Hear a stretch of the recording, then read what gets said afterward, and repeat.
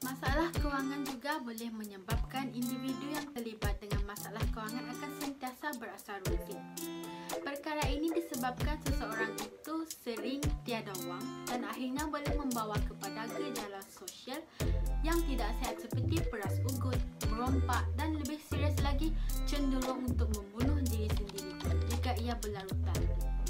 Maka ia akan menyebabkan kemudaratan kepada diri sendiri, keluarga dan masyarakat.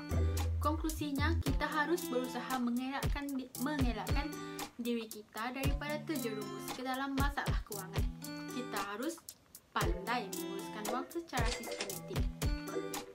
Apa yang lebih parah sekali apabila seseorang individu itu mempunyai tahap pengurusan kewangan yang lemah adalah mereka sanggup untuk membuat pinjaman daripada organisasi haram. Anda rasa mengapa sesetengah individu sanggup berbuat begitu?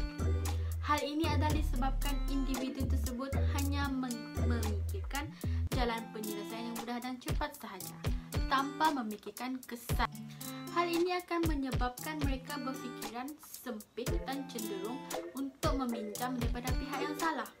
Contohnya, meminjam daripada ceti haram ataupun lebih dikenali sebagai alung. Selain itu, mereka juga akan meminjam daripada badan-badan yang tidak diiktiraf seperti pusat peminjaman wang sementara. Peminjam akan dikenakan kadar faedah yang sangat tinggi dan akhirnya peminjam tidak mampu membayar hutang tersebut lalu diburu oleh pembintang tersebut. Individu tersebut juga akan hidup dalam ketakutan dan keadaan ini boleh mengancam diri sendiri dan juga ahli keluarga. Ingin saya ingatkan di sini bahawa jika anda terdesak atau buntu sekalipun, janganlah sesekali melakukan tindakan seperti ini kerana ia bukan sahaja menyusahkan diri mereka sendiri, malah turut mengancam nyawa orang yang tersayang. Setiap tindakan yang kita lakukan perlulah mengambil kira kesan yang akan berlaku dan fikirlah sedalam-dalam yang mungkin. Masalah kewangan juga merupakan salah satu punca kes cerai dan penderaan kanak-kanak berlaku. Sekiranya masalah kewangan berlaku dalam institusi kekeluargaan, semestinya akan menyebabkan timbulnya masalah rumah tangga.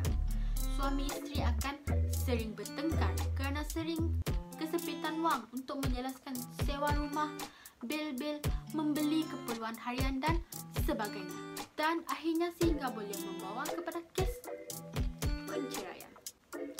Bagi individu yang sentiasa berhutang, terutamanya dengan institusi kewangan seperti pihak bank, jika mereka tidak mampu untuk membuat pembayaran balik, maka pihak bank berhak untuk mengisytiharkan muflis kepada golongan ini dan hartanya akan dirampas atau disita oleh pihak bank. Kebanyakan golongan yang muflis merupakan golongan yang gagal menjelaskan hutang kad kredit dan kadar faedah yang tinggi dan akhirnya membawa mereka kepada muflis.